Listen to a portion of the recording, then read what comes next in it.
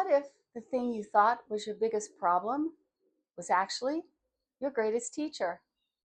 I'm 68 years old, and for nearly 4 decades, I blamed my thyroid for nearly everything wrong with my body.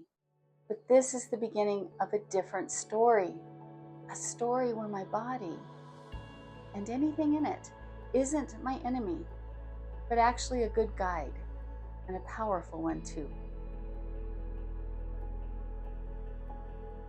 Hi, I'm Deborah, and this is the story of how my thyroid taught me to dare to do better for myself. Plus, as a bonus, I'll report on my first week's weight loss practice results. When I was 31, doctors irradiated my thyroid, and it's been underactive ever since. For decades, I watched the pounds pile on, 45 years of obesity, yo-yo dieting, brutal workouts. At some point, I decided to check into what a thyroid is and does. It's actually this 2-inch shaped butterfly gland that sits in the front of the throat. It regulates so many important systems in the body, yet it's this tiny little gland. I put away the studying and went on about my life, forgot about what I had learned. But the seed must have been planted in my subconscious because a strange thing happened. I started getting curious about butterflies, real ones. I'd never paid attention to them before, and yet suddenly I found myself watching them, watching for them, and reading about them. One thing really surprised me. Butterflies don't fly in straight lines.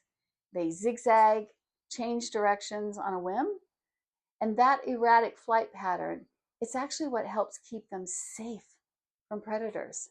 Eventually, I connected my physical thyroid with the real butterflies, and soon, in an entirely easy and unforced way, I gently began to question if that little butterfly-shaped gland in my throat was truly the troublemaker I'd made it out to be all these years. Not exactly a friend yet in those early days, but certainly an ally. Like, how many times in my life had my weight fluctuated, backtracked, and changed directions? Despite my frustrations at the time, I began to wonder if my body, like the butterflies in nature, had a good reason for changing course.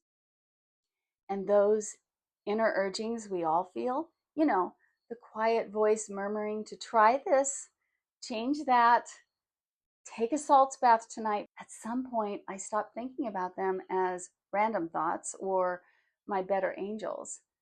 Instead, they became butterfly dares. Certainly angels, but smaller in my vision and softer somehow in my heart and mind.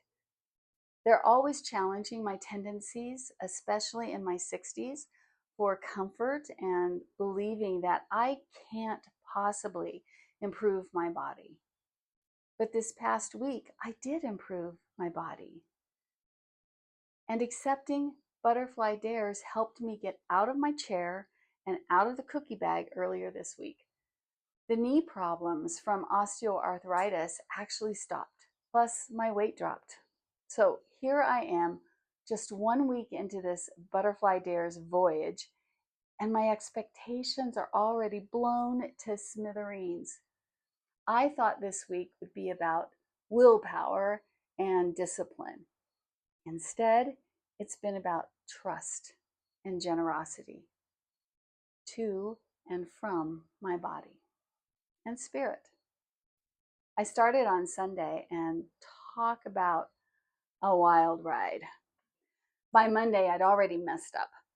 Work deadlines, staying up and scrolling instead of truly winding down and getting to bed on time, which is classic me. I get excited about a project and forget my own boundaries. Tuesday morning, my waking energy crashed to a 2 out of 10. I could barely think straight, let alone make good food choices. And I knew I was in trouble. The old me would have said, see, you can't even stick to simple rules. Why are you even trying?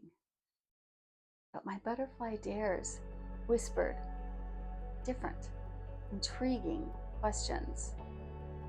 What if this isn't failure? What if this is information? Before I tell you what happened next, let me show you something. This fuzzy picture, technology and I are still figuring each other out. The fuzzy one is my starting weight, 236.2 pounds. By the way, I have no idea why I can't get my smart camera to take a clear photo with my scale results. If one of you watching has the solution, please let me know in the comments. Anyway, after 1 week of listening to my body instead of fighting her, it's now 234.2 pounds. Now, 2 pounds is not Instagram worthy. My goodness, I know for a fact that it's not even half the water weight that I have stored on my body right now. But really, what mattered last week? That week could have gone so much worse. If I'd ignored my exhaustion and forced myself to carry on anyway, I probably would have stress eaten and made all kinds of other poor decisions that would have forced cortisol to pack those 2 pounds back on and then some. So small as the victory is, it represents something huge. Working with my body instead of against her was key. And even though I ate more than I intended, and even though I worked out less than planned, I regained some energy and I lost 2 pounds. 1 week done, and in my opinion, won. Here's what I did when the challenges presented themselves. When my energy hit the metaphorical brick wall, I noticed and stopped berating myself and decided to focus on resting just 1 day at a time, sometimes even just 1 hour at a time. The days I was tired, I prepared for bed early. I turned off the social media. I stopped scrolling instead of, pushing through.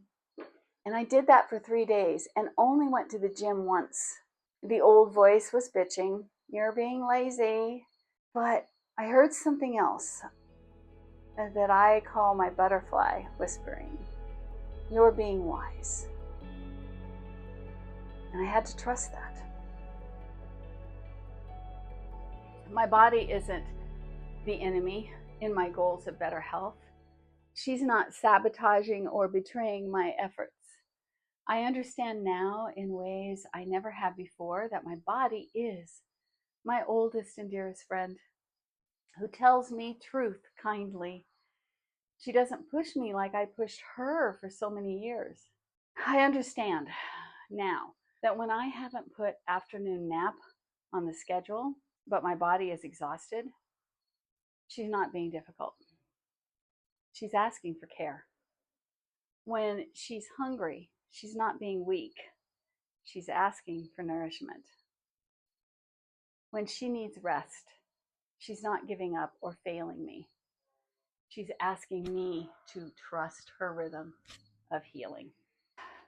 So yeah, more than any diet book or weight loss program has ever done, my body showed me last week that sustainable change doesn't come from willpower anymore.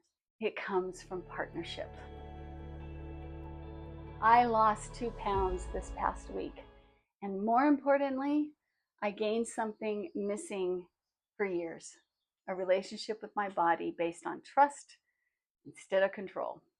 If you are wondering how to tell if you should rest or move in any given day, my second vlog shares the exact tool that I used every morning last week to track my energy. I've put the link of that energy compass video in the description below. I wonder, have you ever noticed your body trying to tell you something, but it took a while for you to understand the message? Maybe it was about a coworker challenge or just feeling off about your weight or something, drop a comment below. I'd love to hear your stories too, fellow butterflies.